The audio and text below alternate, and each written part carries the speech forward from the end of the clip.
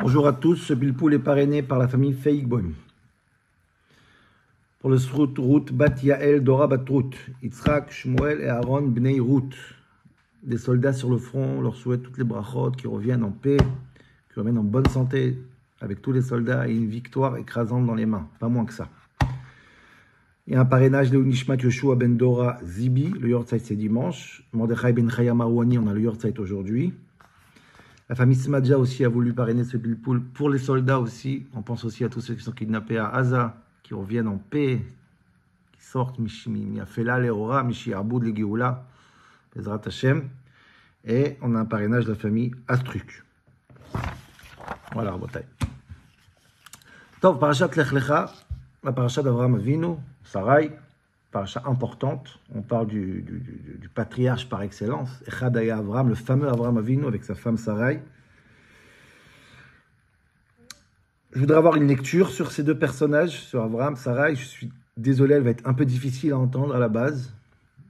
On va s'arrêter sur le Pshat, avec certains Rishonim aussi qui vont aller très très loin. Donc, je suis désolé, ça va être un peu difficile à entendre, mais on apprend ensemble pour arriver à des conclusions peut-être un peu plus profondes sur la manière qu'Avraham et Sarai ils se tiennent debout devant Akadosh Baruch Hu, et peut-être nous aussi, dans la situation où on se trouve actuellement, qui n'est pas si simple que ça, de la manière, de la relation qu'on doit créer autour d'Akadosh Baruch Hu, dans les moments difficiles qui sont les nôtres. Et quand on prend Avraham Avinu, puisque c'est lui qu'on va parler maintenant dans la paracha, on commence à parler dans la paracha, il y a quelque chose qui est très surprenant, très étonnant. Mamash. On a l'impression que chaque chose qu'il fait, chaque initiative, chaque acte qu'il fait, ça passe pas. C'est parce que Dieu y veut. On a l'impression qu'il rate tous les coups. Désolé d'être dur comme ça va être les mots du Ramban lui-même qu'on va commencer maintenant. Et c'est très, très, très choquant parce que je vais vous lire deux morceaux de Ramban. On va commencer par le Ramban. Lui, il peut le dire. Deux morceaux de Ramban. C'est des morceaux tellement, tellement durs à intégrer, tellement durs à entendre. Vous allez voir, ça va très, très loin. Moi, deux Ramban comme ça, je les mets à 3 km de différence l'un à l'autre. Et là, Dieu il nous les a mis les deux sur Abraham. Et ça, c'est nos parents. Ça, c'est notre exemple. Notre exemple. Maase Avot Siman Lebanim, cette fameuse phrase, est dans ce Ramban-là. Et qu'est-ce qu'il dit Ramban? Dans ce Ramban-là, Ramban, il nous dit quand Avraham Avinu, au début de la paracha, il quitte Israël pour arriver en Égypte pour manger à cause de la famine. Et il dit à sa femme, dis que tu es ma sœur, etc., etc. Regardez ce qu'il dit Ramban. Ramban, il dit qu'à partir du moment qu'Avraham Avinu, il a quitté Eretz Israël pour aller manger pour la famine, Avraham Avinu, dit le Ramban, Chata Chet Gadol. C'est une grande faute qu'il a fait. Chet, ça veut dire, il a raté, ça veut dire, il a vraiment raté vis-à-vis d'Akadosh Baruch Hu, quelque chose de très très grave. Très très grave. יציאתו מן הארץ שנצטווה עליה בתחילה מפני הרעב עוון אשר חטא. Impardonnable. כי האלוקים ברעב יפדנו ממוות. Tu quittes Eretz Israël pour manger, Dieu ne va pas se débrouiller à te donner un miracle. C'est un chet gadol. Chet gadol. Vous vous rendez compte les mots du Ramban? Et pas seulement ça, dit Ramban. Il y a une conséquence à cette faute.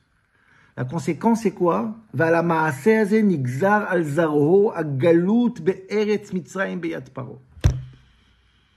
Toute l'exil de l'Égypte, que les Juifs vont quitter Israël pour arriver en Égypte, et les 400 ans de galoute, c'est à cause d'Avraham Avinu.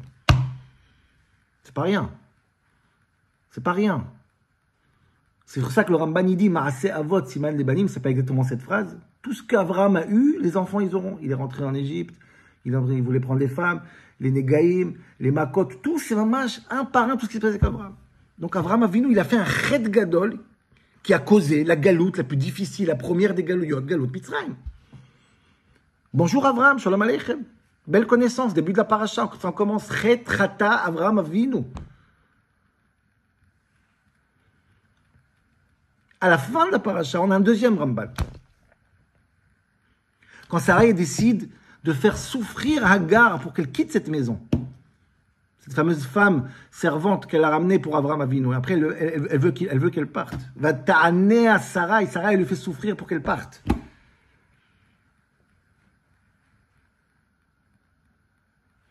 Dit Ramban, ותענה שרי, חטאה אימנו בעינוי הזה.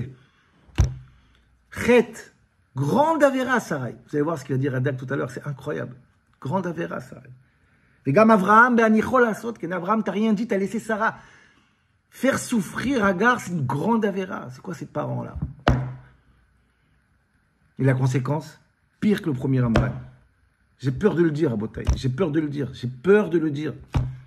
Le Shama Hashem, mais la Talna Ben Sheiye Pere. Quand je a entendu Agar qui a souffert par Sarai, qui a été jetée de la maison, elle a dû se sauver de la maison, et Dieu l'a entendu. Il a donné un enfant à Agar. Pour quelle raison? La Anot Zera Avraham Vesara Bechol Minainu. Elle a donné un enfant à Agar qui va être Ishmaël, qui va faire baver, souffrir, torturer le peuple juif pendant des générations. Il ne faut pas que je vous dise tellement c'est d'actualité maintenant. C'est pour venger Agar. Entre guillemets, c'est comme si je dis, à cause de Sarah, on a Ishmaël. Pour se venger de son comportement. Est-ce que vous entendez ce qu'il dit Ramban?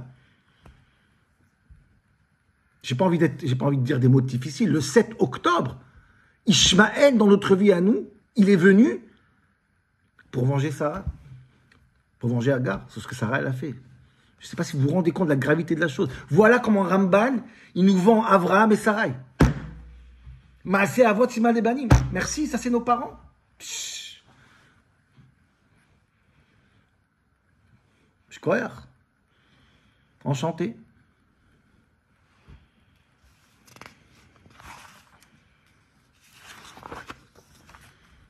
Non, je vais vous dire quelque chose, Rabotai. C'est pas fini, c'est que le début. C'est que le début. Si on parle de Chet, Chata, Avraham Avinu, comme Ramban dit.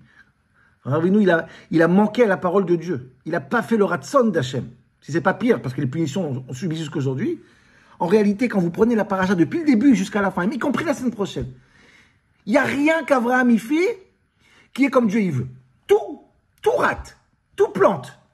Tout est à côté. Vous savez, chet, en hébreu, ça veut dire chet, ça veut dire je jette la flèche et je rate la cible. Tout, Abraham, c'est chet chaque seconde. C'est incroyable, c'est juste incroyable. Je ne sais pas quoi vous dire, c'est incroyable. Ça, c'est nos parents, les premiers patriarches. Echad Aya Abraham. La paracha, elle commence, Lech Lecha, je dis maintenant, comme on vient de dire, Lech Lecha me'artzecha, mimolatecha. La première chose qu'il sait Abraham, il quitte Eretz Israël pour aller manger en Égypte. Ça, c'est très grave, comme Ramban vient de dire, chet rater. Premier geste d'Abraham qui est pas chute contre la volonté de Dieu. Je parle même pas qu'il dit à sa femme, Imrina Achotia, qui fait passer sa femme pour sa sœur pour qu'elle subisse ce qu'elle subisse et lui s'en sort. On a fait un shiur il y a quelques années sur Abarbanel, les questions de Mefarshim, comment on peut rendre Sarah, excusez-moi du terme. Je ne vais pas dire les mots aussi à Abarbanel. Comment on peut faire, moralement, comment c'est possible une chose pareille? C'est impardonnable une chose pareille. Les manit tavli ba'avourer, Rachid dit qu'il reçoit des cadeaux. Il vend sa femme pour les cadeaux. C'est inimaginable.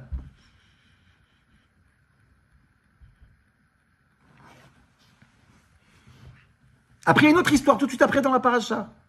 On a l'histoire de Lot et Avraham Avinu.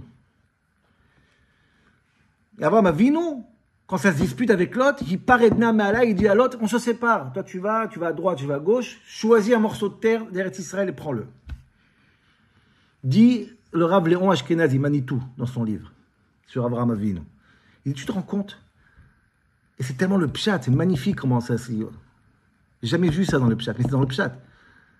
Qui t'a permis, Avraham Avinu, de ta propre initiative, de distribuer cette terre d'Israël? Tu rends Israël?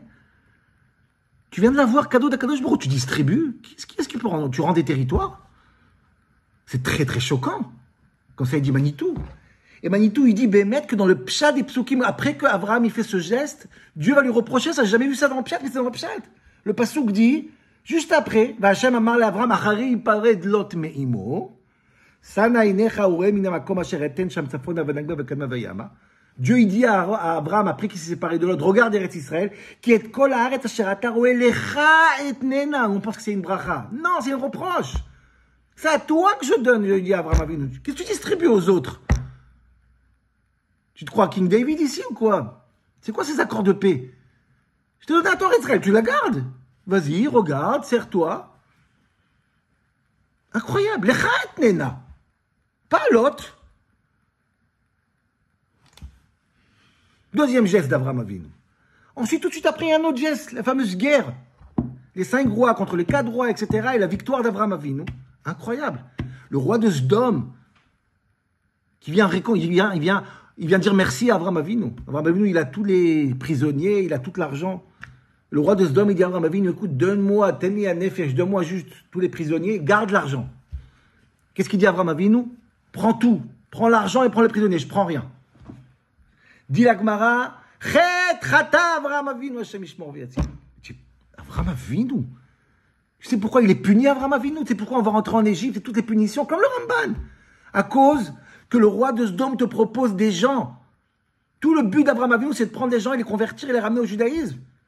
Et le roi de Sodome, il dit, prends, tout est à toi. Et toi, comme un cadeau, tu rends tout au roi de Sodome. Tu as une possibilité de prendre une tonne de gens et les ramener à la tchouva, leur faire...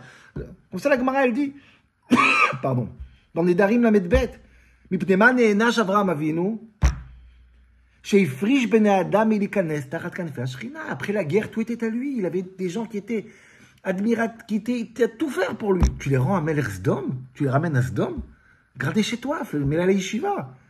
Chez les marques Tel Yanef, je vais à qu'est-ce que c'est que cette... Ne'enash Avraham Avinu, ishtabdu banav begalout. Qu'est-ce que c'est? C'est terrible quand même. Tu ne veux pas faire quelque chose de bien. Tout ce que tu fais, Avraham Avinu, c'est compliqué. Next. Après, il y a Brit Ben Abetarim dans la paracha. Et là aussi, mais je ne sais pas si vous vous rendez compte, Brit Ben Abetarim, c'est les pires psukim de la Torah. Dieu, il prend quelqu'un qui vient de connaître, qui s'appelle Avraham Avinu, et Sarai, il leur dit, Rabotai, vous aurez des enfants, et vos enfants, ils vont meurfler pendant 400 ans, je vais les faire souffrir en Égypte. Lama, pourquoi? Qu'est-ce qu'ils ont fait? De nulle part. C'est comme ça que tu fais connaissance avec quelqu'un, tu viens de faire connaissance avec Avraham Avinu, tu dis, tu auras des enfants, mais sache-le, 400 ans, il y aura Inouï. Regardez ce que le pasuk qui dit. Il est sonné, Avraham Avinu. Il voit l'obscurité, tout est noir, tout est obscur.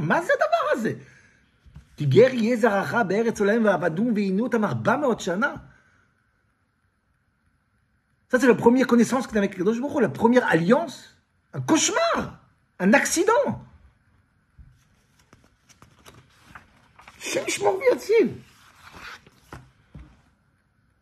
Traumatise ce Brit Ben Abetarim. Personne ne sait pourquoi. Stam. Ils n'arrivent pas à se parler. Le premier mot qu'ils se disent, c'est je vais te punir, je vais terminer tes enfants dans 400 ans, je vais les réduire à des serviteurs. Et il marrachecha, c'est incroyable, incroyable. Next. Je fais la paracha rapidement, mais c'est incroyable, c'est inimaginable. Après, il sort de Sarah et Agar. On a dit tout à l'heure dans Ramban, qu'est-ce qu'il a dit Ramban? Je vais vous dire ce qu'il dit Radak. J'ai peur de dire le mot du Radak. J'ai peur de dire. Dis le Radak, quand Sarah, elle fait souffrir Agar.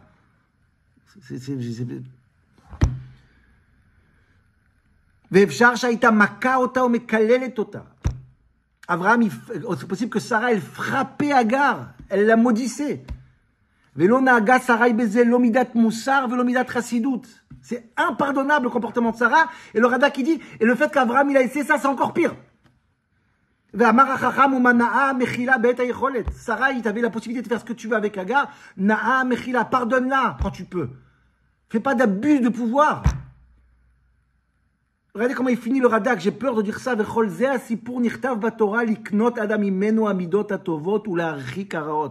Pourquoi la Torah raconte cette histoire d'Abraham, Sarah et Agar? Pour apprendre à vivre avec des midot tovot. Autrement dit, en français, ça veut dire quoi? On ramène l'histoire d'Abraham, Sarah et Agar pour savoir comment ne pas se comporter. Avot, Imaot, Abraham et Sarah. Chers parents, mes chers parents. Incroyable. Et c'est pas que Radak, c'est dans le Pshat.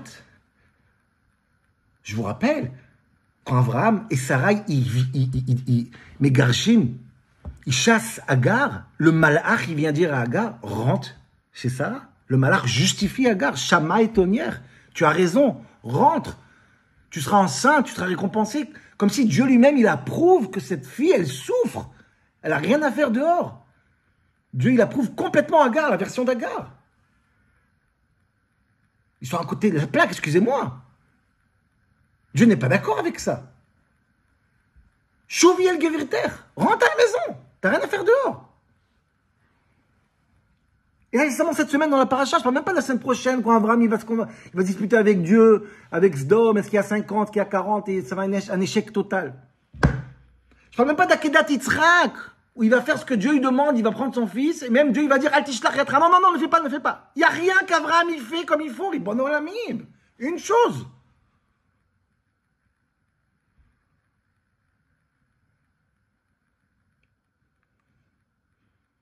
C'est quoi ces parents là? C'est à votre Siman Labanim?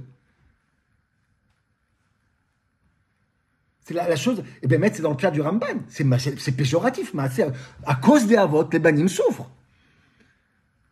Mais nous, on sait que dans tous les Sifrei Moussar, Sifrei Chassidut, partout, les parents, c'est un exemple. Abraham et Sarai. Mais moi, je vais vous dire quelque chose.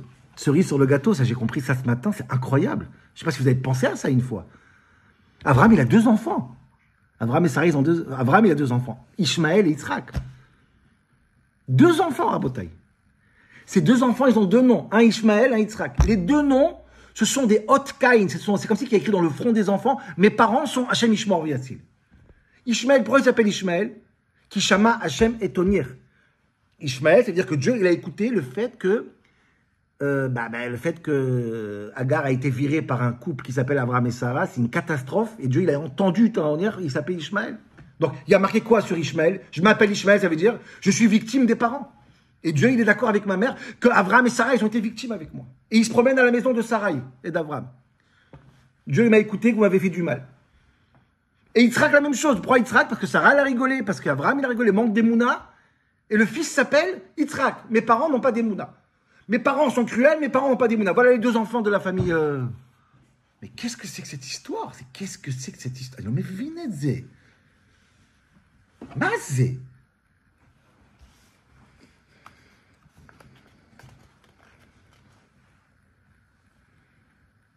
Essaye de comprendre ça. Aidez-moi à comprendre, c'est Inyan. Abraham, Sarai. Chers parents. Je voudrais rajouter quelque chose. C'est pas la fin du tout. C'est encore une fois une lecture rapide de cette semaine, la semaine prochaine, le comportement d'Abraham Avinu. Quelque chose qui... J'ai l'impression qu'Abraham, il est très familier, il adore ce qu'on appelle les ruptures, les girouchines, les expulsions. Je sais de quel côté il vote, Abraham Avinu. Ça n'arrête pas, il fait que ça. Il commence la paracha, il expulse sa femme, Sarah. Toi, tu vas chez Paro, moi, je me débrouille avec les cadeaux. Première rupture. Début de la paracha. Après, rupture avec Lot. Après, rupture avec Agar.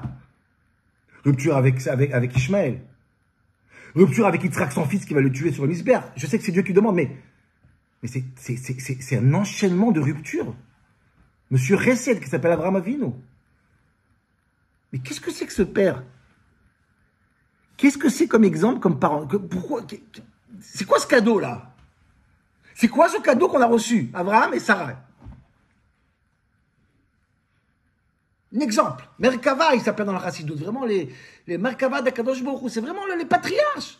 On a choisi eux parmi tout le monde, quand même. Il y avait d'autres avant, il y avait d'autres à côté, il y avait des frères, il y avait des beaux-frères, il y avait des grands-pères, il y avait des tzadikim. Abraham Avinu. Je lis Parashat Lech Lecha Rei Sarah, j'ai du mal. Vayera, j'ai du mal.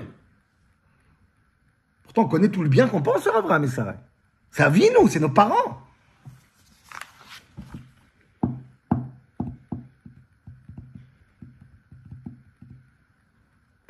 Pelatsum.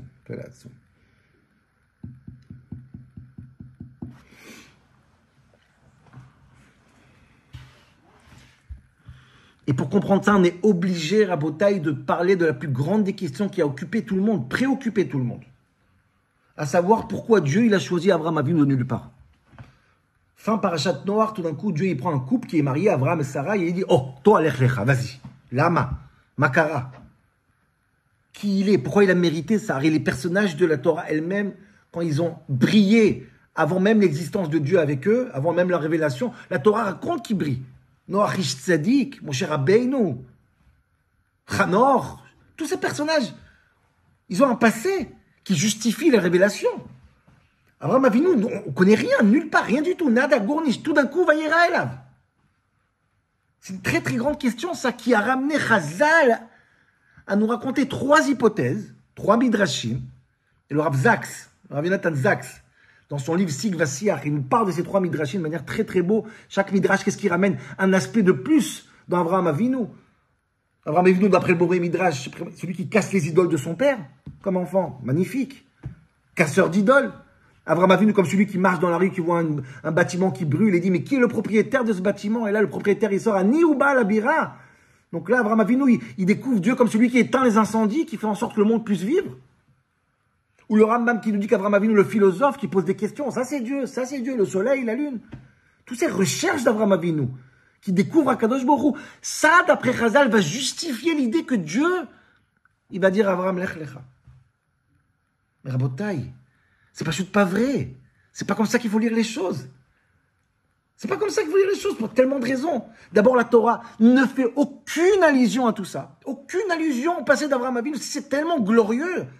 Pour celui qui a découvert Akadosh Baruch Hu, pour la Torah, elle se tait, c'est un silence assourdissant. La Torah, elle efface ce passé, pas pour rien. La Torah, elle peut dire 2 mots. Il t'a l'air rifné Hachem, il était tzaddik, il cherchait Akadosh Baruch Hu. Machou. Et plus que ça, Rabotai, c'est tellement simple, c'est pas juste faux. Pourquoi je dis quand c'est faux? Parce qu'Abraham n'est pas le premier qui a découvert Akadosh Baruch Hu. Il faut arrêter avec ça. Même Chazal ne le dit pas dans ces termes-là. Nahon, c'était un philosophe, il a cherché, mais c'est pas le premier. Il y a plein qui parlent avec Dieu avant lui. Adam Arishon, il parle avec Dieu. Caïn, il parle avec Dieu. Shem ve'Ever, Malki Tzedek, Noach, Hanor. C'est pas Abraham qui découvre le monothéisme. Il faut arrêter avec cette histoire à dormir debout. Donc pourquoi Dieu a choisi Abraham? Makara. Pourquoi il met sous silence ce que Chazal nous raconte? Et bébête, est-ce que ça justifie? Parce qu'il n'a rien découvert. Abraham n'a rien découvert, c'est pas possible. Il a parlé avec le même Dieu que Noach, il a parlé avec lui. Non, mais c'est la grande question autour de ça. Et la réponse, Rabotai, et avec ça on va répondre ce shiur. C'est tellement important ce que je vais vous dire. En réalité, ce qui fait la différence entre Abraham Avinu, qui est Avinu, notre père, par rapport à tous ceux qui ont parlé avec Dieu, c'est qu'ils ont tous, avant Abraham Avinu, ils ont trouvé Akadosh Baruch Hu. Abraham Avinu, c'est lui qui cherche Akadosh Baruch Hu, pas celui qui trouve Akadosh Baruch Hu. Il y en a qui pensent qu'ils ont trouvé Akadosh Baruch Hu. Ça y est, j'ai trouvé. C'est lui qui a trouvé Akadosh Baruch Hu, Terach. L'idolâtrie trouve Akadosh Baruch Hu. Il est en face de lui, je l'ai trouvé, c'est lui. Mais dans le judaïsme, Abraham, c'est notre père. Il nous donne un chiour incroyable dans l'Imouna. Et la Imouna, c'est pas de trouver Dieu, c'est de chercher Dieu. On peut pas trouver Dieu. Dieu, il peut pas rentrer dans aucun cerveau. Quelqu'un qui a trouvé Dieu, quelqu'un qui a compris Dieu, comme il dit le Zohar, Ilou Yedativ et Yitiv. Si je l'ai trouvé, si je l'ai compris, c'est pas un Dieu. C'est un homme, c'est un être humain. Et la Emouna, c'est pas de trouver Dieu, c'est de le chercher tout le temps. Et je vais vous dire quelque chose. Et moins je le trouve, plus je me trompe sur lui, plus c'est la preuve que j'ai la Emouna dans lui. Plus je pense que je l'ai compris, c'est la preuve que je sais le contraire, Koferbol. Et Abraham Avinu, depuis le premier Lech Lecha, c'est un voyage qui termine à qui commence à Lech Lecha de notre paracha, qui va jusqu'à Lech Lecha d'Akedat Yitrak. C'est un long voyage vers quoi? Vers chercher Akadosh Baruch Hu. Et il trouve jamais. Et la Emouna, c'est pas un voyage pour le trouver. La Emouna, c'est chercher sa mère. Le chipouche lui-même, c'est la Emouna. Le fait que je cherche, c'est la Emouna. Et chaque fois que je ne trouve pas, ça c'est la preuve de ma Emouna. Comprenez bien cette idée. Quelqu'un qui trouve Akadosh Baruch Hu, il pense qu'Akadosh Baruch Hu, c'est chesed absolu. C'est faux. La Torah peut être très cruelle, on peut tuer les enfants d'Amalek. Quelqu'un qui pense que qu'Akadosh Baruch Hu, c'est rigueur et digne, c'est faux. La Torah permet la tchouva. Quelqu'un qui pense à Gemara dit qu'Akadosh Baruch Hu, il est vatran, il va tourner, Shemishmor Veyatzil. Alors c'est quoi Akadosh Baruch Hu? Cherche. Dès que tu penses que tu as compris, tu n'as pas compris. Dans les mots du Rambam, Yedi, Atachlita Yediya Sheloneda. Toujours chercher parce que jamais je trouve. Et moins je trouve, plus c'est la preuve que j'ai la Emouna. Arrêtez de se tromper avec cette idée de penser qu'Emouna, ça veut dire j'ai trouvé Dieu. J'ai trouvé Dieu dans la forme du nuage, de l'attentat. J'ai trouvé la photo de Baba Saleh là-bas. J'ai trouvé, ça y est. Je ne cesse de le répéter. La Emouna, c'est un voyage, Rabotai. Un voyage qui enchaîne déception. Et chaque déception, c'est la preuve d'Emouna. C'est terrible. Chaque doute. Chaque fois que je pense que j'ai compris et je vois que c'est pas ça qu'Akadosh Baruch Hu veut, je pense que Dieu il voulait ça, il voulait autrement. C'est la preuve. Ça, c'est le chemin. Ça, c'est la Emouna, Rabotai. Ça, c'est Avraham Avinu. C'est Maaseh Avot Siman Lebanim. Avraham Avinu, c'est un long chemin de déception. Chaque fois qu'il pense qu'il a compris, Akadosh Baruch dit, t'as rien compris. C'est ça le chiour d'Avraham Avinu. Celui qui trouve jamais. Celui qui cherche toujours. C'est Nifla. Il pense qu'il faut quitter l'Égypte, qu'il faut quitter Eretz Israël, tu te trompes. Tu penses qu'il faut quitter Lot, tu te trompes. Tu penses qu'il faut quitter Sarah, tu te trompes. Tu veux que tu quittes... Mais c'est toi qui... Tu penses qu'il faut faire Akedat Yitzhak, tu te trompes aussi. Mais tu m'as dit... Continue à me chercher. La Emouna, c'est un travail de l'être humain qui ne s'arrête jamais. C'est un ripousse. Prendre le bon Dieu, dire je l'ai trouvé, c'est de l'idolâtrie. C'est vraiment idolâtrie, Hachem Yishmor. C'est terrar, c'est Elilout.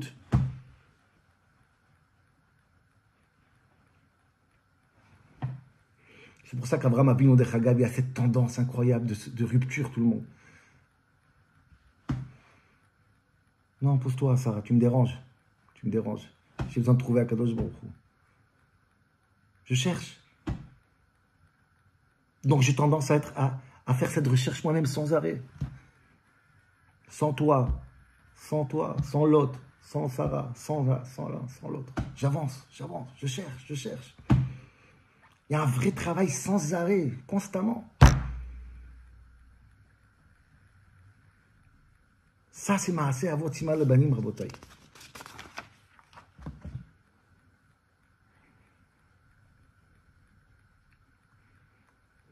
Et dans le moment où on se trouve, ben non. On ne comprend pas Akadosh Baruch Hu. Et la recherche est tellement grande. Ça, c'est la Emouna. J'ai cité souvent cette... je ne sais même pas d'où ça vient. C'est quand un juif, il ne comprend pas Akadosh Baruch Hu, il dit Lama, pourquoi? Alors j'ai vu qu'on dit que Lama, c'est Raché Tevot, c'est l'initiale de Halachal et Moshe Messinaï. Dans cette incompréhension, il y a la plus grande preuve d'Emouna. Je continue à chercher. Surtout, ne trouve pas. Qui peut trouver Akadosh Baruch Hu? Qui peut trouver Akadosh Baruch Hu? Merci Avraham et Sarai par vos erreurs constantes, par vos déceptions, par vos manquements, une après l'autre. Vous expliquez à vos enfants c'est quoi chercher Akadosh Baruch Hu, c'est quoi être un Yehudi Ma'amin. Pourquoi vous êtes, vous avez eu ce Torah, ce titre de nos parents. Avraham Avinu et Sarai Imenu. Voilà, Rabotai.